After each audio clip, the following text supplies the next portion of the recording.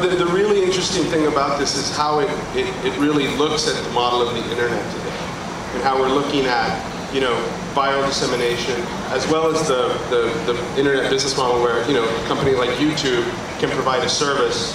It's a huge success, and all of a sudden, then you have to figure out how can we turn this into a business. And a lot of your career has been based on identifying these opportunities and running with them.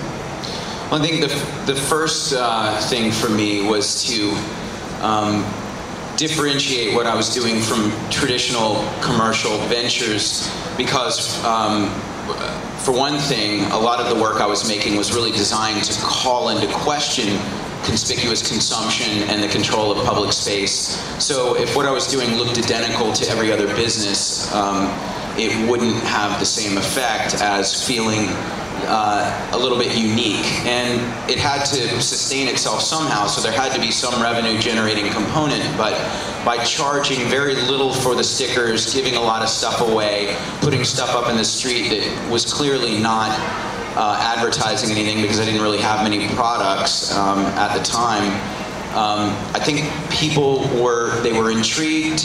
They felt like once I wrote a thing that I called my manifesto, which sort of explained a lot of the psychology behind the sticker campaign, and it talks about phenomenology, which is a theory that was developed by Martin Heidegger, which it says that people have become numb to their surroundings and they need unique experiences to reawaken a sense of wonder about their environment. So I felt that whatever I was doing, even if it had a commercial component, still needed to utilize phenomenology. So giving away stickers, making proof sheets that worked like a chain letter, and having people feel like they were participating in something that was a little bit subversive and not too commercial, really created a meme. And that's the important thing here. That's what the internet does a lot. You know, everybody's seen this one video because it gets forwarded a zillion times. I kind of created that with a sticker. Can you share how many you've distributed in 20 years? Well, you know, I started off, I thought I'd done a lot the first year because I printed 60,000 stickers that year. But then it's gone up and up and up, and I think I've been at around, you know, 800,000 to 1 million stickers a year for the last few years. So I figure it's probably around 10, 12, 15 million now. And they've shown up literally all over the world. I mean, sometimes I feel like I'm tracking you, or I know where you've been because I see them, you know, everywhere. Yeah, they get out there. They're harder to take down than they are to put up. That's a good thing. And then, but now, I mean, people can like order them online, or, you know, this is something that's commercially available. Yeah, you can order my stickers online, and they're still relatively inexpensive. But I used to, anybody that emailed me, I would send stickers and posters free to them if they said they wanted to put them up. But then, you know, supply and demand kicks in. And my book's named Supply and Demand, because all of a sudden around 2000, I started seeing sticker packs and poster packs that I sent out to people to theoretically, you know, join in the revolution, you know, and they were on eBay. So then I started sending the posters out folded, so they'd have a big fat crease in them, so they were harder to eBay. But one of the Obama posters with a crease through it still sold for $1,200 on eBay. Yeah. But now what I do is, if I know someone and they want stuff, I'll give it to them, and everybody else has the option to download many of my images free off my site, high resolution, and do whatever they want with them, except for make bootleg T-shirts and sell them in mass. They can make a couple for themselves, but you know.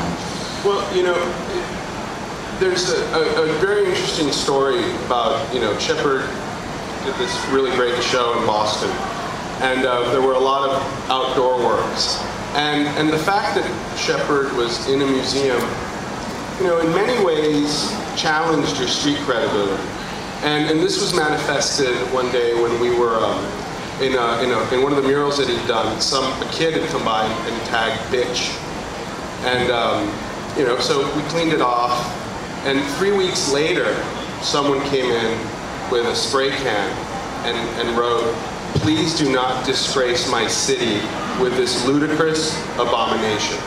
Now, that's not something an 18-year-old kid is going to write.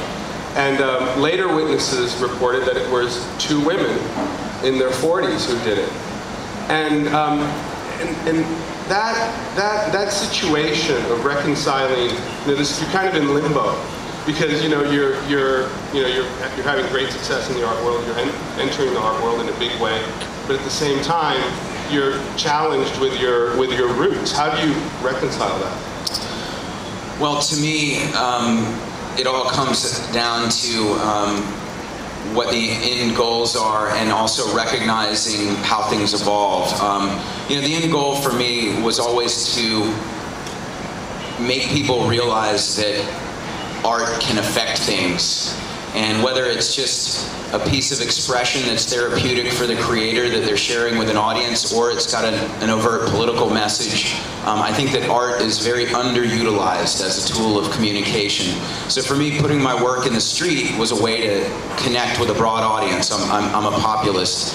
But another way of connecting with an audience is printing stuff on t-shirts, doing things for bands on album covers, and then showing in galleries and showing in museums. To me, it's the opportunities for cross-pollination are very powerful, and the idea of these categories that have very defined borders is both unrealistic and unhealthy.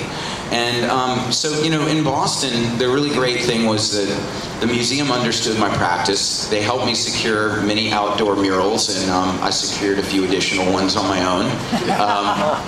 And they also did a fantastic job showing the work in the museum, along with videos that showed various, installations I had done, skateboarding, everything that really makes up the culture that my project is about. So I thought that, for the street artists that had seen my work in the street, to go into the museum and see it presented in a way that actually would give them some hope that what they do can be validated and maybe make them a living at some point. That's really valuable. And then the person that goes to the museum that's never considered street art valid, that now goes outdoors and looks at the streets with a different point of view, that's really significant too. And my work's always been about creating debate.